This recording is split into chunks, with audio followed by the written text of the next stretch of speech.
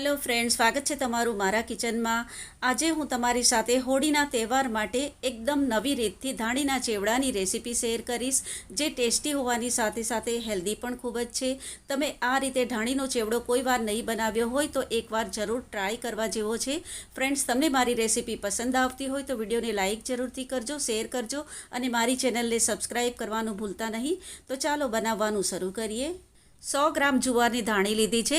એને ચાળણીથી ચાળીને બરાબર સાફ કરીને લીધી છે. એને કઢાઈમાં લઈ લઈએ. લોટ મીડિયમ ફ્લેમ પર સતત હલાવીને ધાણી ક્રિસ્પી થઈ જાય ત્યાં સુધી એને શેકી લઈએ. 8 થી 9 મિનિટ એને સતત હલાવીને શેકી લીધી છે અને આ એકદમ ક્રિસ્પી થઈ ગઈ છે. આ રીતે હાથેથી તોડીએ તો એનો સરસ ભૂકો થઈ જાય છે. 1 કપ બટાકાની સૂકી સળી લીધી છે. આ તમારી પાસે ઘરમાં નહીં બનાવેલી હોય તો માર્કેટમાં સહેલાઈથી મળી જાય છે. આ બટાકાની સળીને ગરમ તેલમાં થોડી થોડી નાખીને ફ્રાય કરીશું. આને ફ્રાય થતાં વાર નથી લાગતી, ખૂબ જ જલ્દીથી ફ્રાય થઈ જાય છે. તો લો ટુ મીડિયમ ફ્લેમ પર એને ફ્રાય કરવાની છે.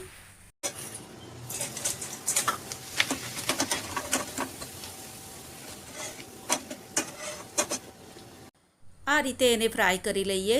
આ ફ્રાય થઈ જાય એટલે એના ઉપર અડધી ટીસ્પૂન કશ્મીરી લાલ મરચું પાવડર આ રીતે ઉપર ભભરાવીશું અને અડધી ટીસ્પૂનથી થોડું ઓછું મીઠું ઉપર આ રીતે નાખીશું અને બરાબરથી મિક્સ કરીશું. કઢાઈમાં 3 થી 4 ટેબલસ્પૂન તેલ નાખીશું. તેલ ગરમ થઈ ગયું છે તો એમાં અડધો કપ કાચા સિંગદાણા નાખીશું. લો ટુ મીડિયમ ફ્લેમ પર સતત હલાવીને તેલમાં સિંગદાણાને થોડા શેકી લઈએ.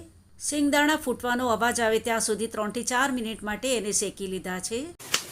તમે જોઈ શકો છો કે સિંગદાણા ઉપર થોડી ક્રેક પણ પડી ગઈ છે. 15 કાજુના 2 ફાડિયા કરીને નાખીશું. 15 બદામના પણ 2 ફાડિયા કરીને નાખીશું. હલાવીને મિક્સ કરીશું. ગેસની ફ્લેમ એકદમ ધીમી રાખીશું, નહીં તો સિંગદાણા બળી જશે. 1/3 કપ સૂકા ટોપરાની સ્લાઇસ કરીને લીધી છે, એ નાખીશું. સતત હલાવીને ધીમા તાપે શેકીશું. કાજુ, બદામ અને નારિયેળની સ્લાઇસ થોડી લાઇટ બ્રાઉન થઈ જાય ત્યાં સુધી એને શેકવાની છે. વચ્ચે થોડી જગા કરીને 2 લીલા મરચાંને સ્લીટ કરીને લાંબા કાપીને લીધા છે. 1 દાણી મીઠા લીમડાના પાન નાખીશું. ધીમા તાપે થવા દઈએ. બધું મિક્સ કરીને ધીમા તાપે સતત હલાવીને લીલા મરચાં અને મીઠા લીમડાના પાન એકદમ ક્રિસ્પી થઈ જાય ત્યાં સુધી એને શેકીશું. મીઠા લીમડાના પાન અને લીલા મરચાં એકદમ ક્રિસ્પી થઈ ગયા છે. આ બધું શેકવા માટે જાડા તળિયાવાળી કઢાઈ લેશું તો એ બળી નહીં જાય અને એકદમ સરસ બધું શેકાશે. અડધી ટીસ્પૂન હિંગ અને અડધી ટીસ્પૂન હળદરનો પાવડર નાખીશું. અડધી ટીસ્પૂન મીઠું નાખીશું, અથવા મીઠું તમે તમારા ટેસ્ટ પ્રમાણે નાખી શકો છો. ગેસ બંધ કરીશું અને 1 ટીસ્પૂન કશ્મીરી લાલ મરચાંનો પાવડર નાખીશું. હલાવીને મિક્સ કરી લઈએ. ગેસ બંધ કરીને પછી જ લાલ મરચાંનો પાવડર નાખવાનો છે, જેથી એ બળી નહીં જાય. 1 ટીસ્પૂન આમચૂર પાવડર નાખીને મિક્સ કરી લઈએ. જુવારની ધાણી શેકીને રાખી છે એ અંદર એડ કરી દઈએ.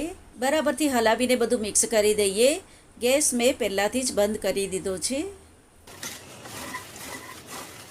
આ રીતે હલાવીશું તો બધું બરાબરથી મિક્સ થઈ જશે. 1 ટેબલસ્પૂન દળેલી ખાંડ નાખીશું. તમને થોડું મીઠું વધારે જોઈતું હોય તો 1.5 થી 2 ટેબલસ્પૂન જેટલી દળેલી ખાંડ નાખી શકો છો. આ બધા મસાલા ગેસ બંધ કરીને જ અંદર નાખીને મિક્સ કરવાના છે. બટાકાની સળી ફ્રાય કરીને રાખી છે એ અંદર એડ કરી દઈએ. બરાબરથી હલાવીને બધું મિક્સ કરી દઈએ. ખૂબ જ ટેસ્ટી જુવારની ધાણીનો ચેવડો બનીને રેડી થઈ ગયો છે. કઢાઈને ગેસ પરથી નીચે ઉતારી લઈએ અને આ રૂમ ટેમ્પરેચર પર આવી જાય ત્યાં સુધી એને ઠંડુ થવા દઈએ.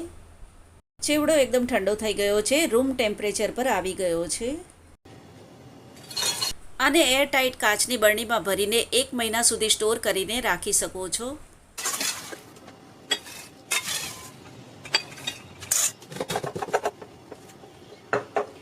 ચેવડો એટલો ટેસ્ટી બન્યો છે કે આ જલ્દીથી પૂરો થઈ જશે. આટલો લાંબો સમય સુધી રહેશે પણ નહીં.